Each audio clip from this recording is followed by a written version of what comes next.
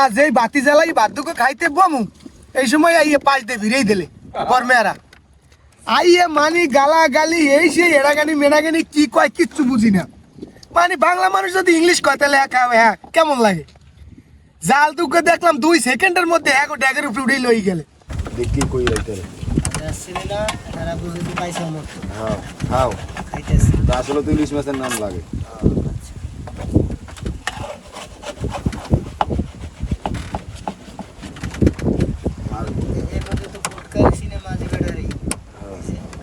আর যাওয়ার সময় ঘেরা ভিডিও কাটতে দিয়া হেই পরে 1-1.5 ঘন্টা বাইরে টাইনে ছাড়িয়ে দিয়ে গেল।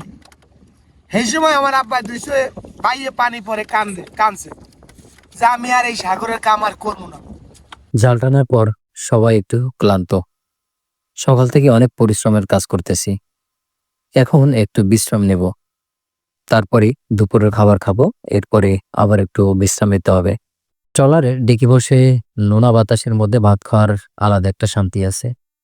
এদিকে নাসির ভাই আমাদের ট্রলারের পাশের আর একটা দানবীয় ট্রলারের মাঝিকে মাছের সম্ভাব্য জায়গা দেখিয়ে দিচ্ছে।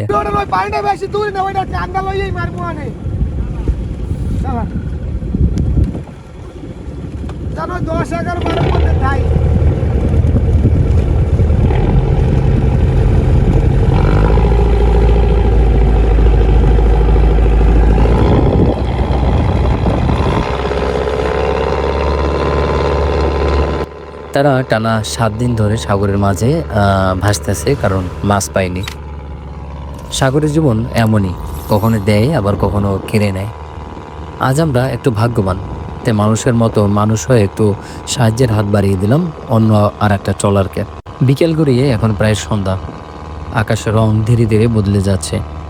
লালচে আলো সমুদ্রের কালো পানির উপর পরে একটা অদ্ভুত দৃশ্য আকার ধারণ করছে। সাগর এখন শান্ত মনে হলেও আমরা জানি এই শান্তির ভিতরে লুকিয়ে থাকে অনিশ্চয়তা। একটু পরেই আমরা জাল মারব। আমাদের পাশেই সেই বড় ট্রলারটা ভাসছে, আমাদের সাথে সাথেই যাচ্ছে। যেখানে আমরা জাল মারার বা মাছের এক সন্ধান পেয়েছি সেটা তাদেরকে দেখিয়ে দিলাম।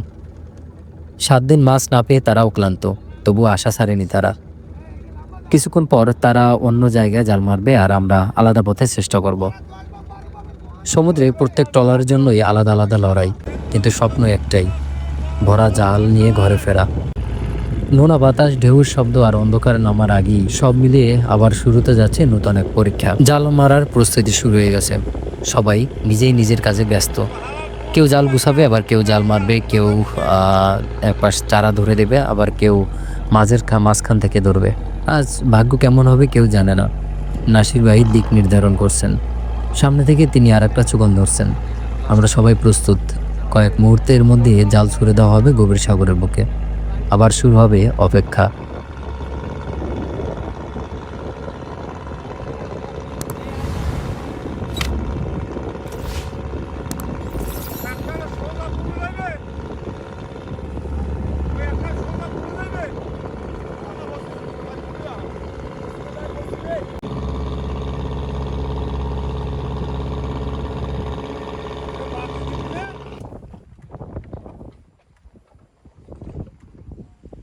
আমরা সারা রাত জাল মারা অবস্থায় ছিলাম এই জায়গাতে।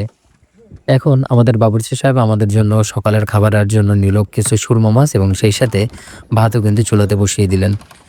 সাগরে ভেসে ভেসে খাওয়ার মজা সত্যি অন্যরকম এক অভিজ্ঞতা।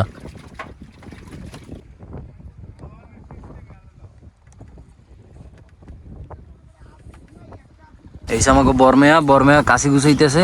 বরমেয়া ভালো, আলহামদুলিল্লাহ। একটা মাপের সিস্টেম লাস্টে বলবে, এটি কি একটু দেখি আগে।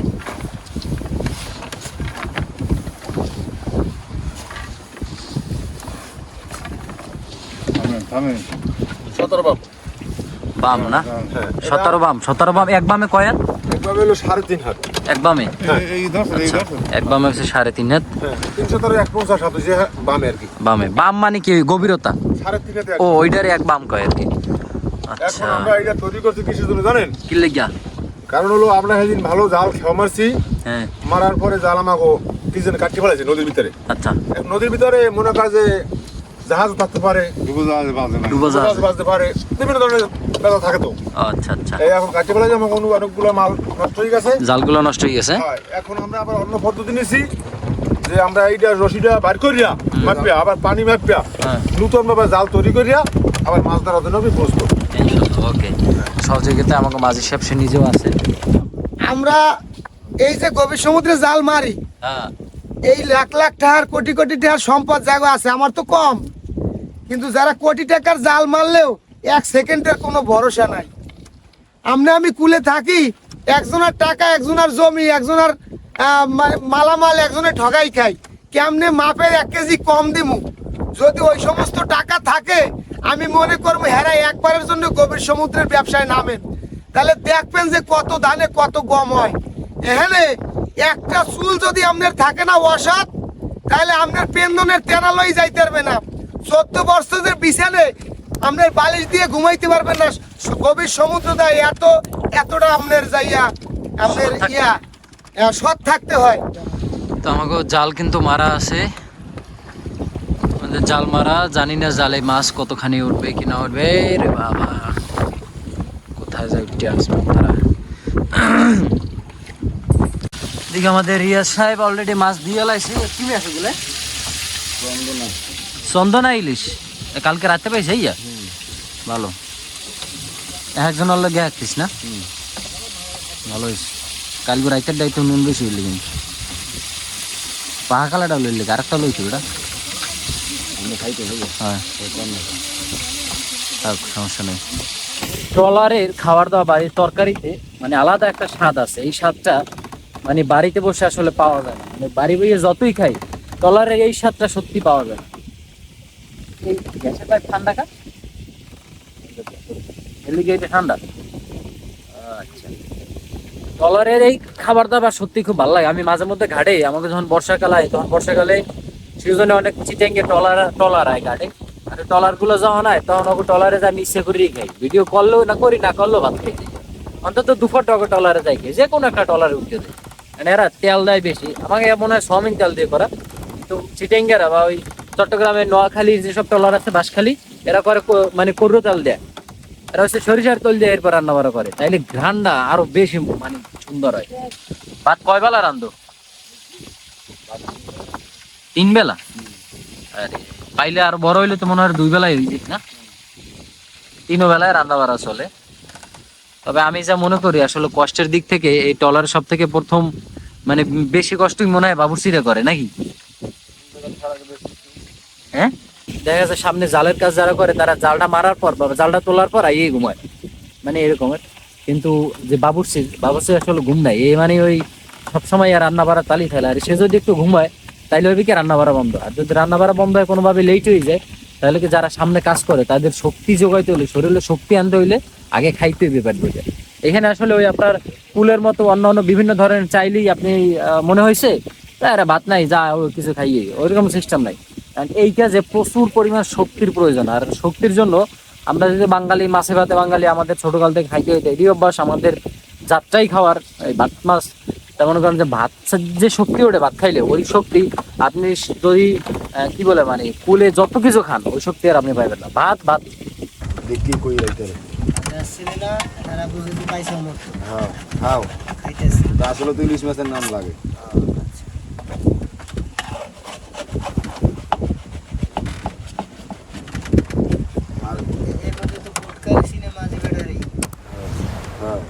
যেমন যার বোট যত, ওর খরচ যত বেশি। আর আপনার যেই মাঝের যত যে বড়, হ্যাঁ সম্মান অতটা বেশি।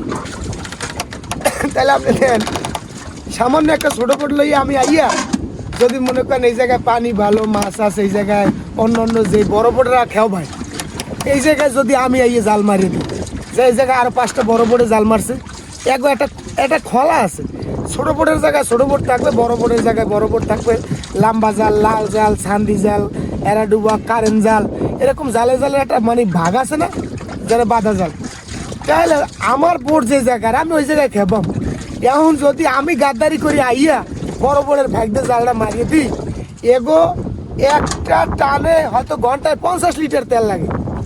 আর আমার 200 লিটার তেল হইলে দেখা গেছে আমার বোট একটু বড় দেখো এমন এমন বোট আছে মনে করেন 200 লিটার 6 দিন ফিশিং করে যাইতে পারে ও যদি আই এই বড় বোটের ভিতরে আই খেয়াও মারে বা বড় বোটের মাঝি আইলে কইলে ছোট বোট তুমি এই জায়গায় খেয়াল হইলে টাইম টাইমতে যাও বা তোমরা এখানে আইসো কা সেই জন্য যদি হ্যাঁ হেডাম দেখান নেওয়া হয় বা ভাব দেখান নেওয়া হয় তাহলে এটা আপনি কি কইবেন কন আমাদের খাবার দাবার রেডি একজন একজন আসবে একজন একজন খাবে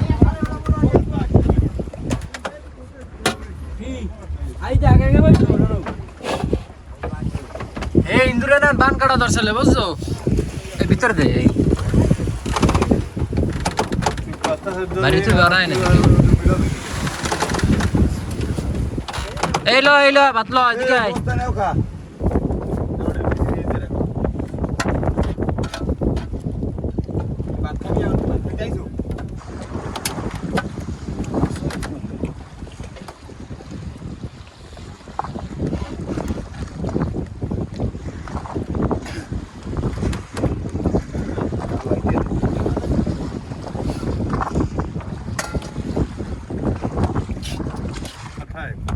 কষ্ট গার বলতো দিয়া তাহলে হেইদিয়া কতন ফেললে নেওয়া যায়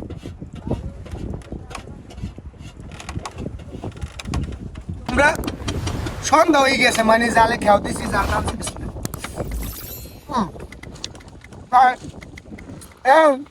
আশেপাশে কোনো বোট নাই আপারে কই তাহলে উপরের দিকে ওঠেন বোট বাড়ি ধরেন দিক ছোট বোট এলারা থাকমু কথা কিন্তু ঘাড়ে উঠতে যায় বরফ কম ছোট বোট আর কহান বরফ নিয়ে আইছি সালাম দিলাম আমাকে পাশ দিয়ে একটা বড় বোটের মধ্যে উঠতে যায় একটা বাতি জ্বলে কই তাহলে ওটা মনে হয় উঠতে যায় ওটার পিছিয়ে পিছিয়ে সালাম ভাই কতক্ষণ যাই ও বাতিটা বন্দর দিছে বন্দর দিস পারে একবার আব্বাই কয়টা বাতিটা বন্দর দিছে তাহলে এর পানিটা একটু ভালো ভালো ছিল তা সকালে খেয়াটা বাইয়ে যাবো আনতে মোরা এনে গেরাপ দিয়ে ভাত খাই মাছ রাঁধছি ইলিশ মাছ না ছুরি মাছ রাঁধছে আব্বাই কিন্তু আব্বার হাতের পাক অনেক মজা আব্বার হাতে যতদিন ভাত খাইছি এখনো বুঝা ওই স্বাদ লাগিয়ে রয়েছে মাঝি না এরপরে আপনার আজ এই বাতি জ্বালাই বাদ্যকে খাইতে বমু এই সময় আইয়ে পাশ দিয়ে ভিড়েই দিলে বরমেয়ারা আইয়ে মানি গালা গালি এই সেই এড়াগানি মেড়াগানি কি কয় কিচ্ছু বুঝি না মানে বাংলা মানুষ যদি ইংলিশ কয় তাহলে হ্যাঁ কেমন লাগে জাল দুকে দেখলাম 2 সেকেন্ডের মধ্যে এক ড্যাগের উপরে উঠেই লই গেলে এরপর পিড়ান পাড়ান দিয়ে ভাতের ফাইলিটা লই গেলে তরকারি মরকারি যা রান্না মুখ হয়ে লই গেলে তোরা কি ডাই তোকে বড় ভাত তরকারি নাই তোরা রান্ধে খাইতে পারবি না তোকে জাল লাগবে ঠিক আছে তোকে জালে মাছ পাও না ছোট বড় মাছ পা জাল দুকে লই যা এরপরে তেল আছে 2 পট তেল 2 পট লই গেলে পানি আর 1 পট হ্যাঁ লই গেলে শেষরা আবার এরপরে এখন ওই যে ঘেরাপি দিছি বোটটা ইঞ্জিনটা পাশাই 25 করে একটা ইঞ্জিন যদি ভাঙ্গি চুরি হালা হ্যাঁ থাই পিটাই পাড়া ইঞ্জেস্টার পাইপ টেপসা পাড়াই এলাইলে এরপর লাস্টে যাওয়ার সময় ঘেরাপিটাও কাটতে দিয়া হেই এরপরে 1-1.5 ঘন্টা বাইরে টাইনে ছাড়িয়ে দিয়ে গেল সেই সময় আমার আব্বা দুইশো বাইয়ে পানি পরে কানছে যে আমি আর এই সাগরের কাম আর করবো না সব লই যাই ছোট ছোট 4-5টা দূরে না অগো যাওয়ার না তো তবে কে ঠিক যাই এই তো ভালো বলছি ডাইতে না বলে দাদি করে না বাধ্যক্য খাইতে পারলাম না 2 একটা কোনো খাওয়া দাওয়া নাই 2-3 তো ছোট বড় কি এরকম দাম করে রান্না যায় আর উদলো বোট